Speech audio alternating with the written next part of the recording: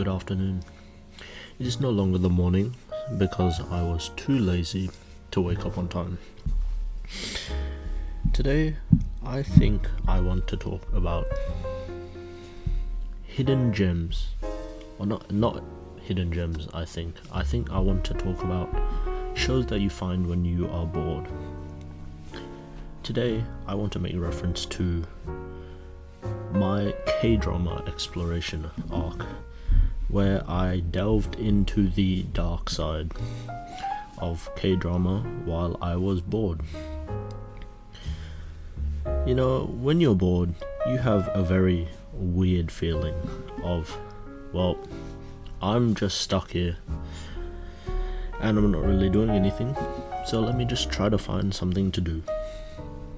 The first K-drama I found was called 18 Again. This K-drama is about a father who returns to the age of 18, not mentally but physically. Now, the whole pretense around this show was basically that this father and his wife were going through a divorce, and just before they divorce, we find out that the father has turned back into an 18-year-old. Now, I'm not saying that this is the most original idea, but it was a fun play on the idea, continuing off the whole bad writing / lazy writing that I talked about yesterday. Now, I'm just saying this K-drama brings a new perspective upon family that a lot of other movies do, but this is the first case where it's been very outright clear what the authors and writers wanted to achieve for this movie. So this father has gone back to his 18-year-old self, and he experiences the experiences of his children. For example, his son is being bullied, as well as his daughter, and the arc tackles the importance of familial connection and being there for your children. Now, the subplot of this movie is also him trying to rekindle his connection with his wife.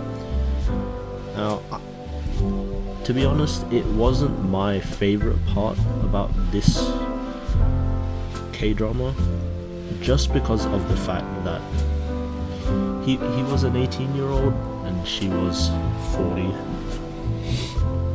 You know, it was quite questionable sometimes as to if the relationship was going to work in the first place.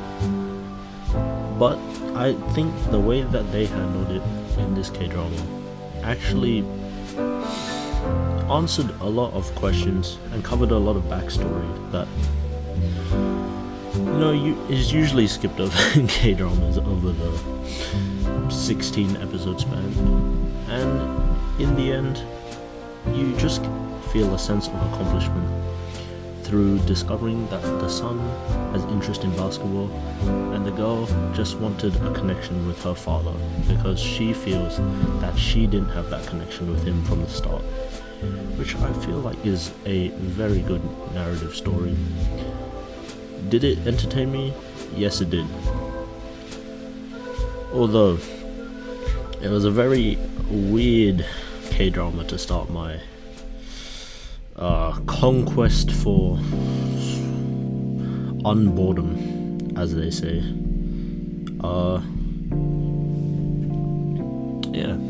The second K-drama I delved into during my boredom arc was a K-drama called Love in Contract.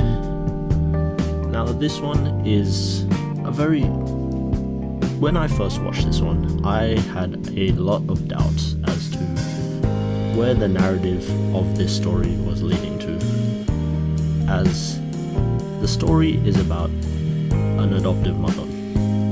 She adopted a child from an orphanage at a young age. Now, this mother and child grew up together, and the whole pretense is the mother treated the daughter like she was her own blood and flesh. Foreshadowing. Cut forward a few years, the daughter of the mother is getting married. Yes, I worded that correctly. The daughter of the mother is getting married, and the mother feels like she has lost something in her life. Now, at this point, you only know that the mother is rich, and you don't really understand why she's isolated herself from the daughter, which is later explained in the story, which reveals a pretty big plot twist that even I was not prepared for.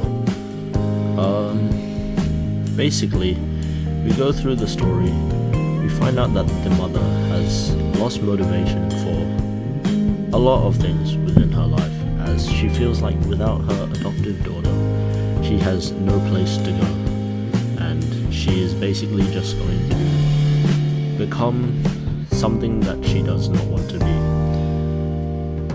Now, the main plot is the daughter is trying to rekindle and find out things about her life if she wasn't at this orphanage.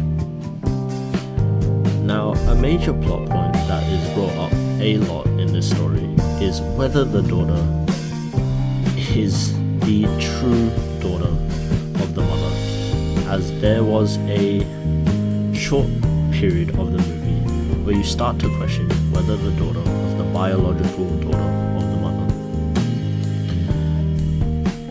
This ends up being the main point of the K-drama, as we find out that the daughter that she raised was actually her own flesh and blood.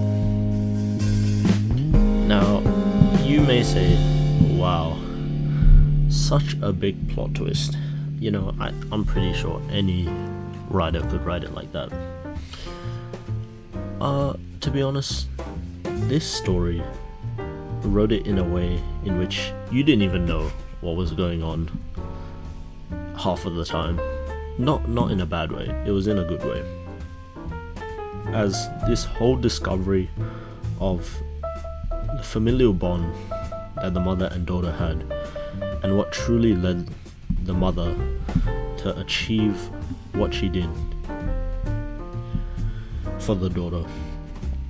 And I feel like it's just a very nice story to approach as one of your first K-dramas, and especially when you're bored, it really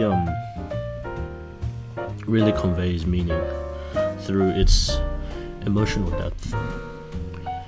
Now, this last show, not really a K-drama, but you know, I also found it during my bored arc. It's called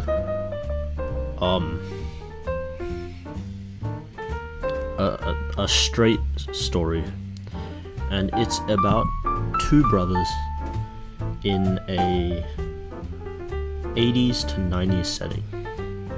Or I think it might be further back than that.